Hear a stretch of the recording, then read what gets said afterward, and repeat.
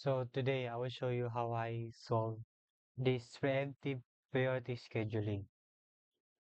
So let's start. Now we have three process, student A, student B, and student C. Now, kung unahin natin dyan is yung unang dumating, which is si student A. Dumating siya ng 0. Now, nilagay natin si student A. Now, matatapos siya ng 2, bigyan siya ng 2. Kasi may darating arrival time na 2. So, 2. Dumating na arrival time is si student B. So, student B. None. So, lalagyan natin ulit si student A at si student B.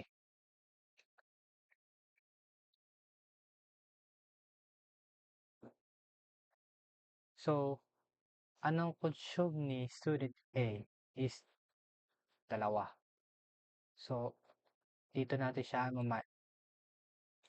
minus. So, magiging 3. Napunta dito yung 2 dito sa baba. And,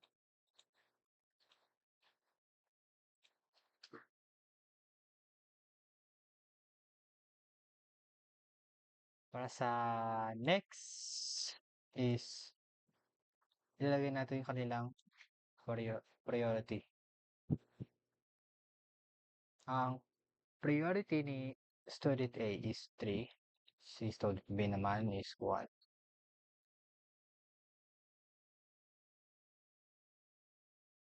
Now, meron na tayong priority. Ang unahin natin si SB. Bago yun, natapos si SB sa 4. Kasi may paparating na arrival time is 4. And then, sa si SB, may nag-arrive ng 4, mababawasan natin to. So, magiging 1. Diyan nanggaling yung 2.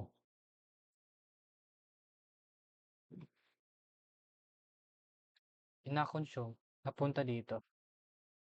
Now, meron na tayong student A, student B, at student C.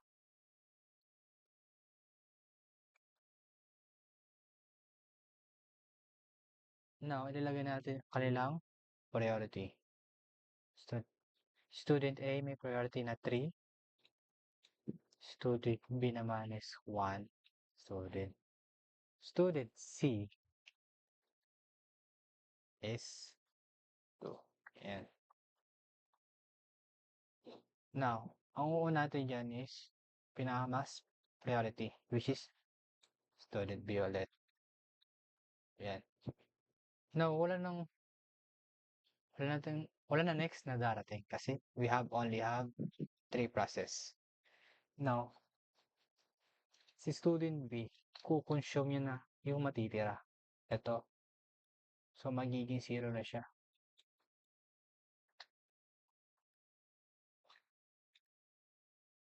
Wait. Yan. So, yung 1 na yun, mapupunta na dito. 5. And then, ilagay na natin dito ang nalagay na lang natin dito is si student A at si student C.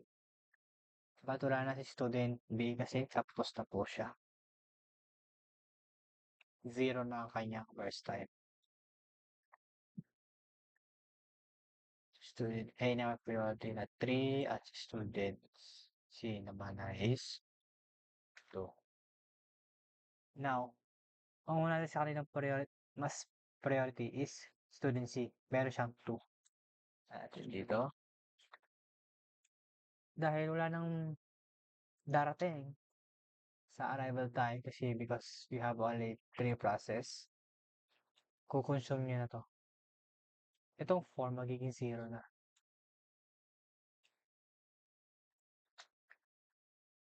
Yung So, yung 4 na yun mapupunta dito. Kanya end time. So, magiging 9. Now, we only have student A na may priority na 3. Dahil wala na siya ng kasabay, ilalagay na natin siya. Now, student A, ang tira sa kanya is first time is 3. Kukonsume na yan. Magiging, magiging 0 na.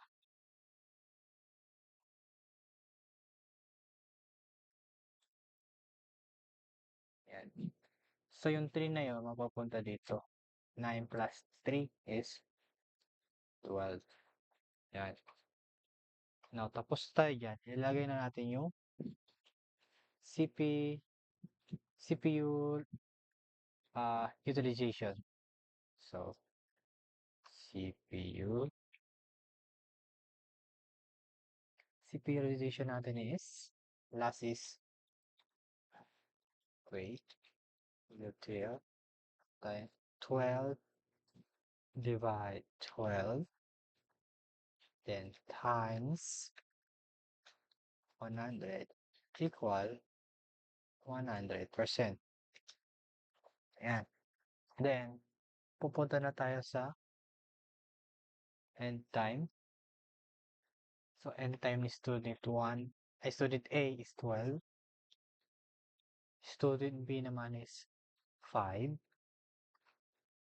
At student C, end time niya is 9. Now, sa turnaround time, gagawin natin dyan is end time minus arrival time.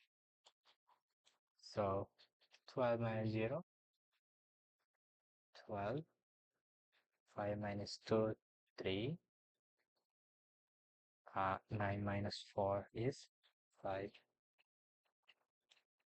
Now, tapos na tayo sa turnaround time. Sa waiting time naman tayo. So, para makuha natin yung sagot is turnaround time minus first time. So, 5 minus 12, 7. Then, 3 minus 3, 0. And 4 minus 5 is 1. Then, next naman nakuha natin is average turnaround time. And then, yung average waiting time. So, para makuha natin yung average total, turnaround time, yung sum nito, 12, 3, 5, 20, tapos divide kung ilan yung process natin, 3, student A, student B, student C, 3. So, equal yan is 6.66.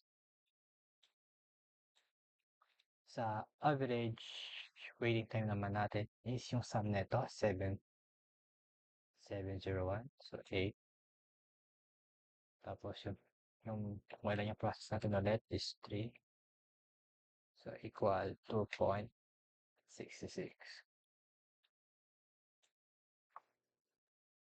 So, that's how I solve the preemptive priority scheduling. That's all. Thank you.